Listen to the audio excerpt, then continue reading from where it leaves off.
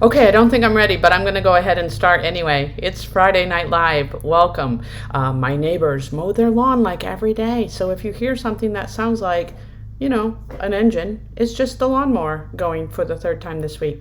Anyway, it would happen right as I'm getting ready to do a live. Tonight I wanted to do something a little bit different. I do have a topic that I want to discuss with you, but I'm calling this Mailbag. So a number of things that have come up over the week with changes, the 2022 federal pay raise announced, changes for TSP announced, the open season for our federal employees to make changes to their health insurance, their flexible spending accounts, their dental and vision insurance announced as well. So I thought that it might be helpful to talk about some of those upcoming things. Not all of the new numbers are out yet, not all of the new changes are out yet, but we'll kind of disseminate them as we go. So I wanted to start by talking about the upcoming open season.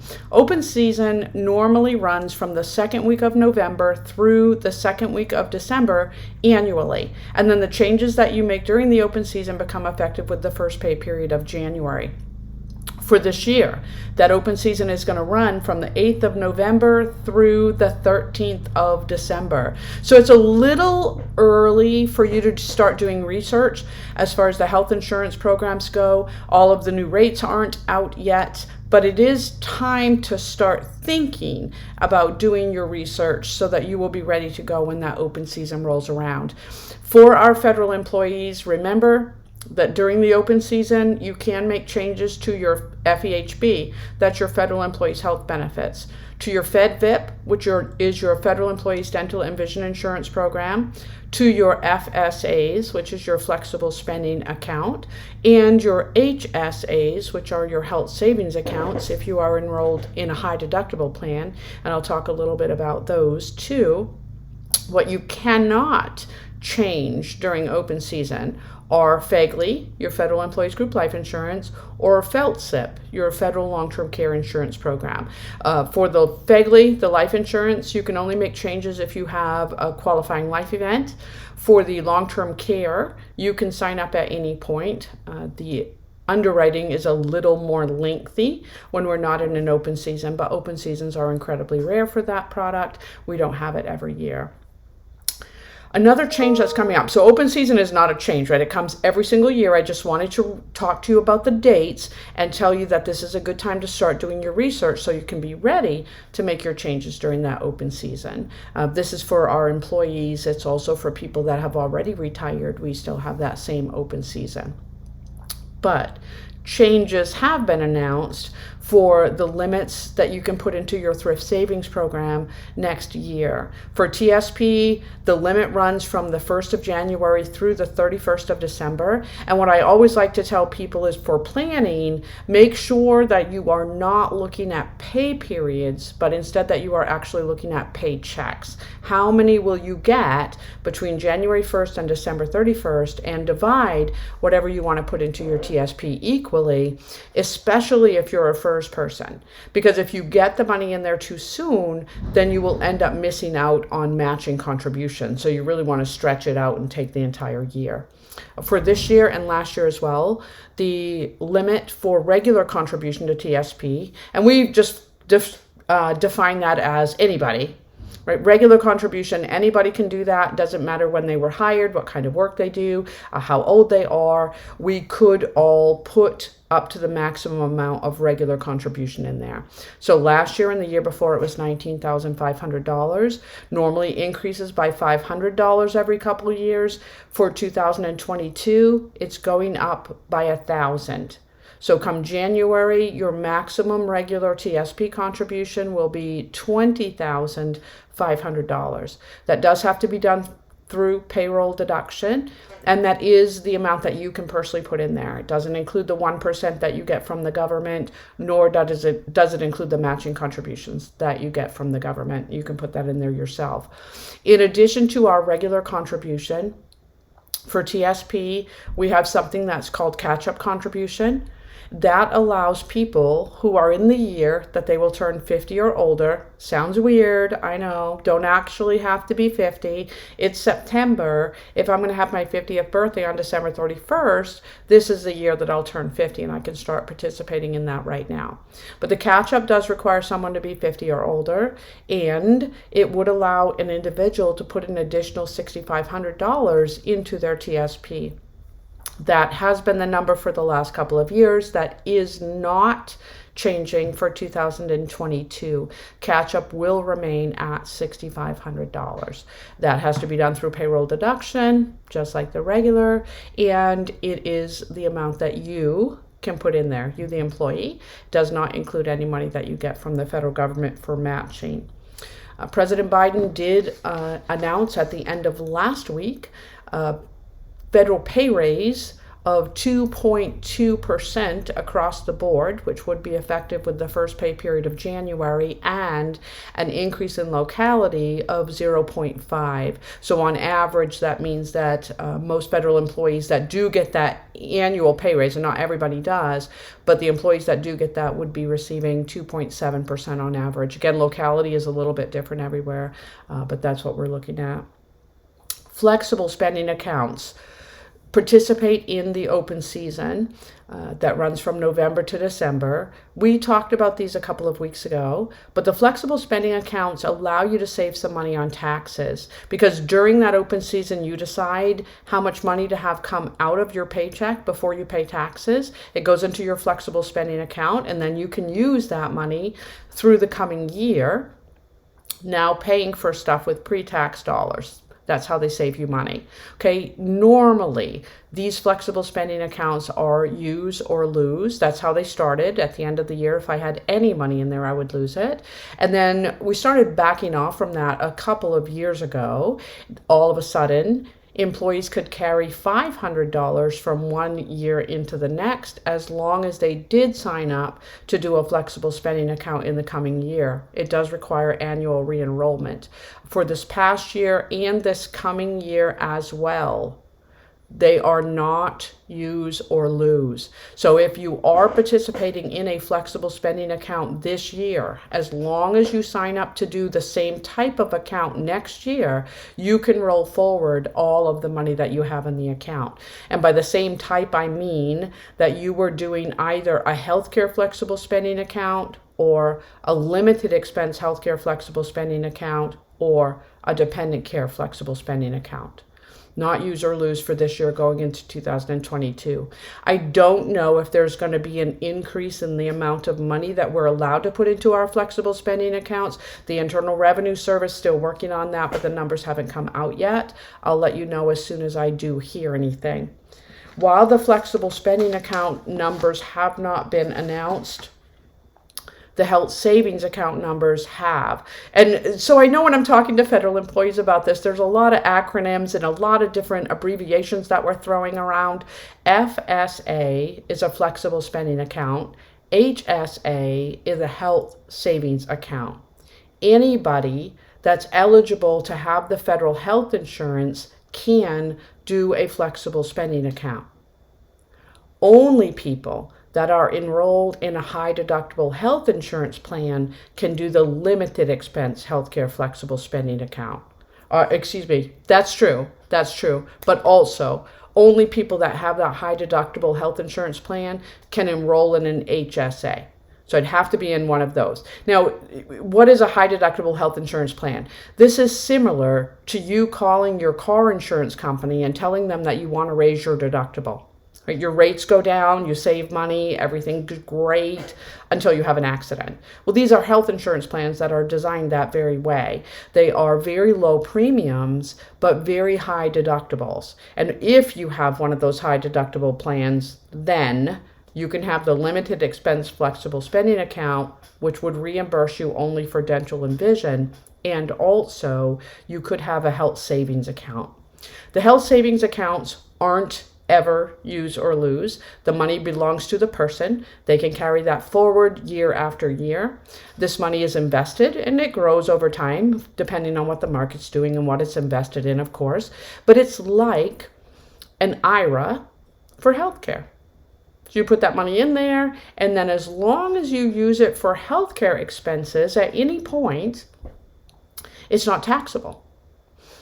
If you can use it for anything that you want, but if you use it for anything that isn't health related, then you do have to pay income taxes on there, and there's potential penalties too, depending on how old you are when you pull that money out. But these health savings accounts, as I said, they roll forward from year after year. It's the person's money. Anything in there they get to keep. Even if they leave a high deductible health insurance plan in the future, they can't put any more money in there, but they can continue to hold on to the money that they had in their HSA. These do have limits, and those have been announced to be increasing about $50 to $100 for the coming year, depending on whether we're talking about a self-only plan or a self-in-one or a self-in-family. So going up to $3,650 max HSA for 2022. If you have a self-only plan, it's $7,300, no matter whether you have the Self Plus One or the self-in-family.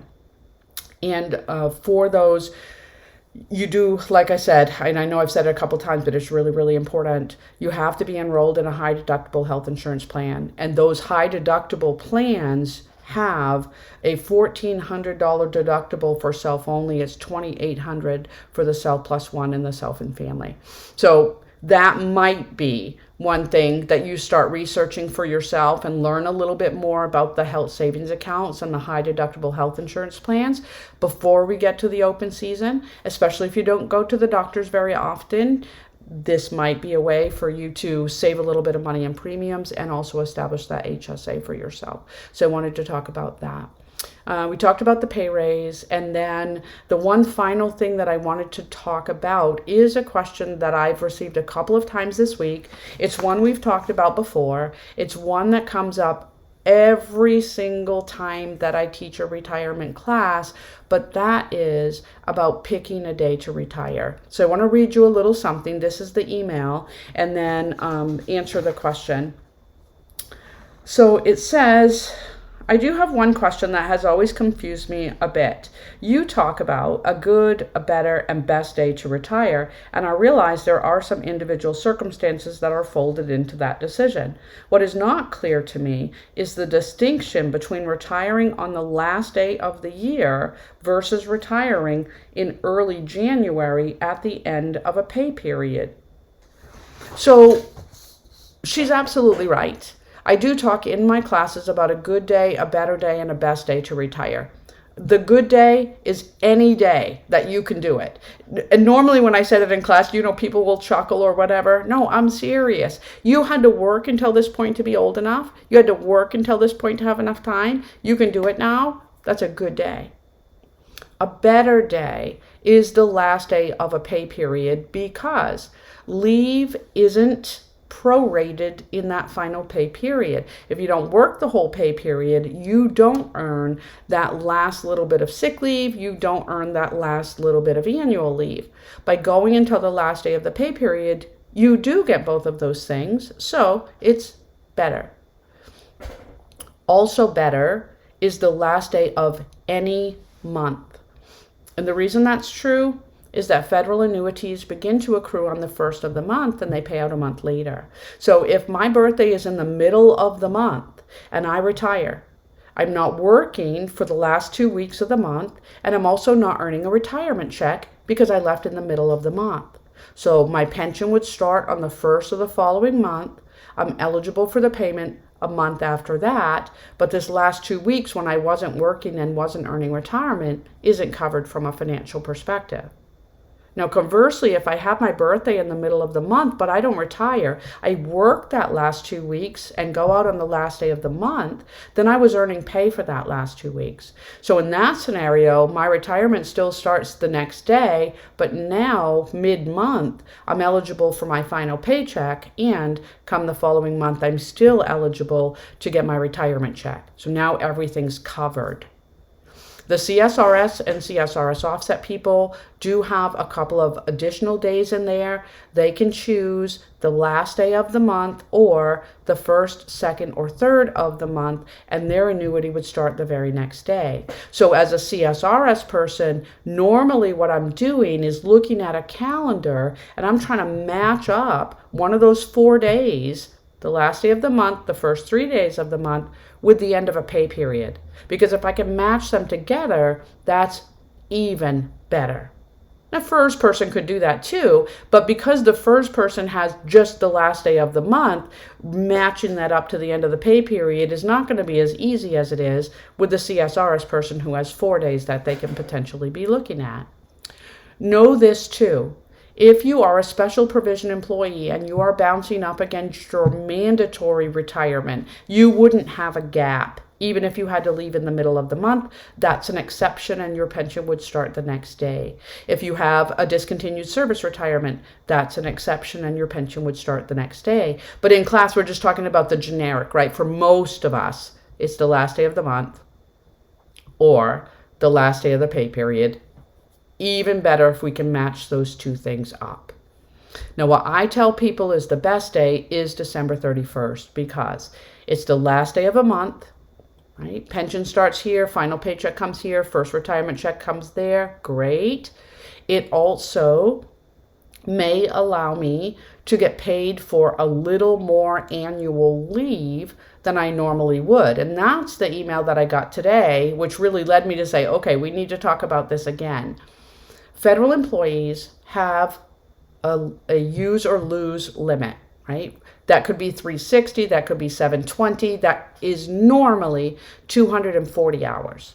But that use or lose limit doesn't take effect until the start of pay period number 1. Now, pay period number 1 is never going to be before January 1st. This coming year, it's going to be on the 2nd. The year after that, it's going to be on the 1st. But it's never going to be before January 1st. When I get to that date, if I have more annual leave than I'm allowed to carry, they cut me back, right? I use it or I lose it, but not until the start of that first pay period. If I leave on December 31st, which is always going to be before the start of that pay period, there's no such thing as use or lose. I can be paid for all of the leave that I have on the books. And if my normal carryover balance is 240, again, for most people it is, I start that last year of work with my 240 hours. I'm currently earning leave at 8 hours per pay period. If I leave in the middle of a pay period, I don't earn leave for that last one. So quite typically, it's going to be 8 times 25, which is 200, right? I started with 240, I've earned 200, and because I knew I was going to retire at the end of the year, I didn't take any leave in that final year. If those 3 things are true, then I could have 440 hours of annual leave on the books, and they'll pay me for all of it. The email that I got today was someone in the agency is being told that if they leave on December 31st, whatever they have for leave, they're only going to be paid for 240 hours, and that is absolutely not true. That is not true. Another benefit to choosing December 31st can be for COLA in retirement, cost of living adjustments in